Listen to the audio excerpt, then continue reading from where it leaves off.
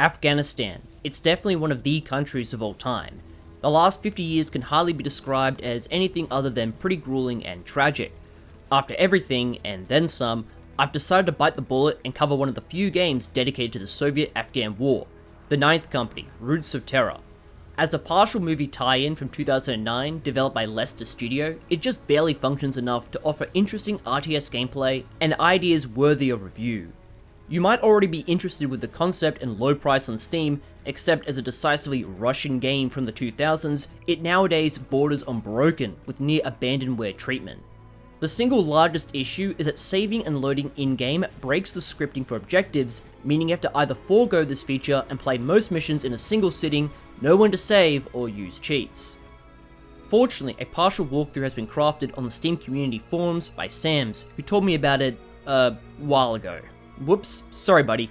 With that in tow, I was able to play through most of the game and finish it, seemingly one of the few who ever did. Me and Sams have added a few comments to better outline the latter half of the game and multitude of issues. Was it worth it? Well, the game's title refers to the Ninth Company, a 2005 Russian war movie loosely based on the Battle of 3234 by the titular unit. It's very similar to Platoon, as it follows a cadre of soldiers from training to their last stand against waves of insurgents. It's very dramatized, though not unlike other countries, with Rorke's Drift, Longtan, Kamadash, that kind of thing. As a conflict that raged between 1979 and 1989, the Soviet-Afghan War sits among the Iran-Iraq War and the Second Congo War as some of the most intensely violent, yet overlooked modern wars. Even the Korean War has a few games, MASH, and the occasional movie. The Ninth Company's campaign takes place across 12 missions spanning most of the war. The background and coverage of the conflict isn't addressed much here, or at least it's a biased summary. The initial briefings outline how the Afghan government requested the Soviets' involvement due to a foreign-backed insurgency. This is technically true, however here's my straightforward, biased, and poorly pronounced summary to fill in the events. In the 1970s, you have President Dowd, an autocratic modernizer who ends the monarchical rule. In early 1978, he, along with his family, are assassinated by a communist-led coup in the Saur Revolution. Under Mohammad Taraki's rule, there's crackdowns and a military uprising in Herat blamed on Iran. In late 1979, his second-in-command, Amin, overthrows and executes him, who is then assassinated himself a few months later by Soviet Spetsnaz, who installs Kemal, further destabilizing the country, prompting the Soviet army to intervene, thus the Ninth Company game.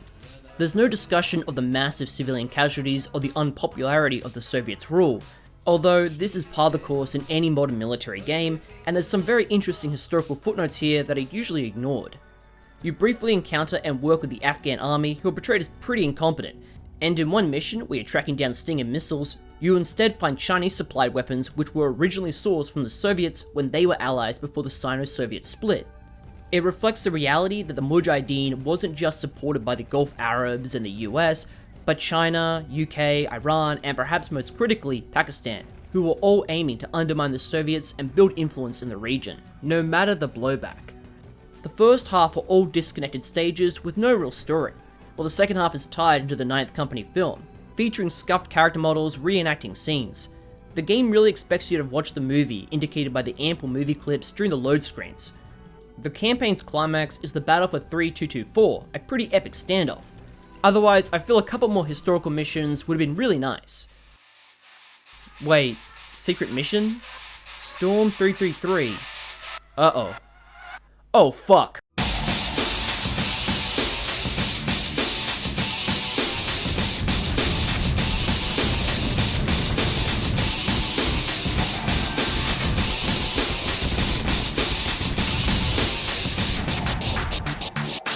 The game itself is entirely single-player focused, no multiplayer or custom modes, just a dozen missions. They're almost all entirely linear and scripted, fitting the setting, alongside a couple historical footnotes. Your tasks are outlined in the briefings and include clearing mines, protecting convoys, securing villages, rescuing prisoners, and surviving enemy attacks. Sometimes it's clear-cut operations, while other times you'll need to quickly adapt in the wake of ambushes. Prior to deployment, you can slightly customize your trooper's gear in the briefing screen. There's a few different weapons and special items you can pick from, and they advance as you progress through the campaign. However, you're mostly sticking to the medkits and the AK-74. It has the most ammo and you can't pick up spare weapons. The lack of vehicle choice is disappointing. It's entirely dependent on what the mission offers, but you can select from various air and artillery support. These are limited off-map strikes and require one of your soldiers having a radio, yet they're incorporated excellently and really help back you up, especially as the better you perform, the more you're given. In-game, the UI and control scheme resembles other games published by strategy firms like Southern Strike and other 1C games with Blitzkrieg and Men of War coming to mind. You have a wide, free camera to select and direct your units around. The topography is the usual arid valleys, roads, small villages with maybe an encampment or two. Depending on the level, you can sometimes vary your approaches by splitting your team up and covering different areas, until your troops annoyingly scatter as some are faster than others. Infantry units have simple orders like crouching, holding fire, formations which rarely work, and some novel ones including scavenging ammo, searching for mines, healing allies, and diving to the nearest cover. Albeit imperfect, this is a really cool idea, very useful in urban fighting or when under a surprise attack. Vehicles in the 9th Company operate more as support roles than in other RTSs. They ferry your troops, give covering fire, and destroy buildings. Although very satisfying to use, they're vulnerable to RPGs and have limited mobility. Since vehicles can't be repaired and are crucial for missions we need the extra firepower, your infantry have to fan out and spot enemies to take out. Artillery, helicopters, and jets work as support options. You cover an area of which they fire upon and are seemingly unaffected by enemy anti-air. The destructiveness looks great and really helps in suppressing enemies. However, the Mi-24 gunship is too overpowered by covering such a large area and just shreds through enemies. That is actually quite accurate though. Occasionally you can encounter enemy vehicles and gear that you can seize and repurpose. I always love seeing this in tactical RTS games like Homeworld. Turning the tide with a well-placed mortar or MG piece is really satisfying. Combat is initially really frustrating, as by default your troops will automatically assault the enemy positions and die. Turn that shit off. Now use the ability to pause and micromanage your team. As a budget title, it's clunky and unrefined. There's frequent cases of troops just not engaging enemies, taking cover properly, and you have to constantly have your medics run around healing everyone. It's also hard to know if you're even hitting enemies, made worse by your limited ammunition. Stupidly, you can't check the controls or remap them in-game. At least the Steam version comes with the manual. The result is that the 9th Company has this interesting, albeit difficult flow to handle. You'll rapidly shift tactics and playstyles, carefully managing your sparse resources and your defensive positions until reinforced by armoured units and air support, now going on the offensive and committing plenty of collateral damage. Enemy AI is fairly well scripted, mostly attacking a position or taking cover. Disappointingly, the Mujahideen don't offer much variety aside from a few different infantry units. You'll face artillery pieces and pickup trucks only a few times. The mission complexity and associated difficulty is certainly unevenly paced and unbalanced. In the first half of the campaign, you're given little support and worse body armor, as it hadn't been developed by then. You're under short time limits to secure positions and clear areas with much stiffer opposition. Occasionally, you'll need to move positions while under constant attack, and losing just a couple of units dooms the whole stage.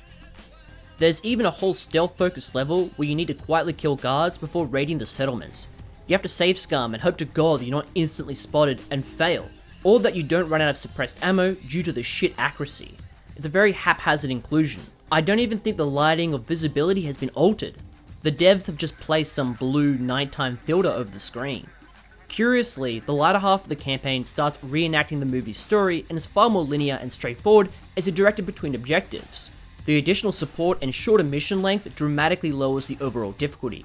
I think this explains why there's minimal footage of these sections online. Most give up at the harder mid-game point. The frustration of the 9th Company's issues greatly stem from that aforementioned broken saving and loading.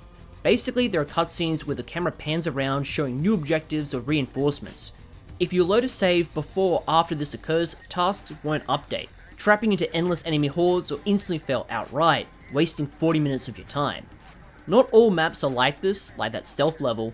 Nevertheless, the safest option is to learn from trial and error and grind out the level in one playthrough. I would suggest lowering the difficulty, except it seemingly goes both ways, increasing the hit points for you and the enemies. If you do get stuck or tired of repeating the same fucking broken levels, you can enable cheats to insta-win the mission or spawn in allies for violent catharsis.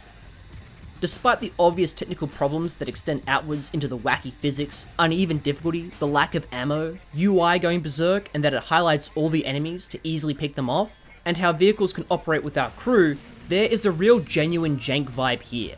What otherwise would be cheap and amateurish is quite earnest and charming. how photos are used for the backdrops, the acoustic-heavy soundtrack, and the rugged look to all the environments. Graphically, the devs are honestly punching above their weight, great model decals and destruction effects on the terrain and buildings. Watching debris and ricochets from explosions scatter across the map hold up nicely and keep firefights stimulating. I've always loved strategy games that showcase the gradual carnage of a battlefield instead of being pre-made. Such a shame there's only the campaign. I can only imagine how cool custom fights would play out. Aside from being one of the few Afghan war-related games and the apparent defects, Ninth Company was actually a pretty fun time. By combining a really interesting historical conflict setting with workable tactical mechanics at a price tag that greatly reduces on the frequent sales, it's kinda hard not to recommend. I think if there was more content on offer, plus polish and support upkeep, it'd be a cult hit of sorts.